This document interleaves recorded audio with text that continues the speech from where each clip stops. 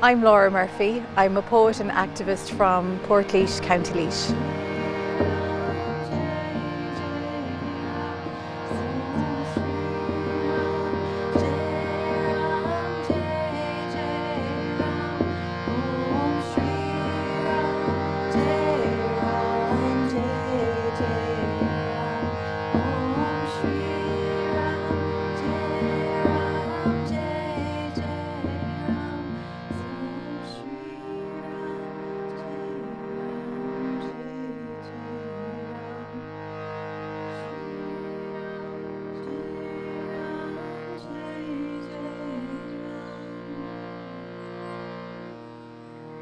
I have been writing poetry since the age of 14, but it's only recently that I've actually publicly expressed my poetry.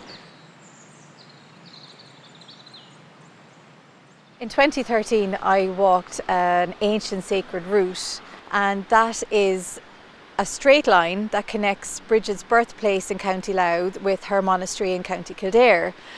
And when we were on the Hill of Slane in that pilgrimage, I experienced a very deep spiritual state. It was a spontaneous state that I found myself in, and it was quite frightening at first because I was overcome by a sense of weakness. I felt quite sick. I thought I was going to faint. I lost my vision, I lost my hearing. And the other group were in ceremony, and they were all discussing what they wanted to let go of and what they wanted to bring forth in their life. It came to my turn to speak, and I was so sick I wasn't really able to say anything. But what did come through, again, spontaneously, was a motto from Maud Gonne. It was her magical motto, and that was "Through fire to the light." So I found myself saying this as if it was an incantation, and the more I said it, the better I felt. Glina or Cree, Nyart or Neag, Bart the Rare or Muir. Glina or Cree, Nyart or Neag, Bart the Rare or Muir. After about 20 minutes, the ceremony was over and I found myself very well. The next morning then we started the route as we walked over the Boyne River, which you see here beside us, and again more poetry came. And Emer Burke, who is a renowned druid, she was on the pilgrimage as well, and I described the experience to her, and she said, "What that sounds like is Imbis Ferosne."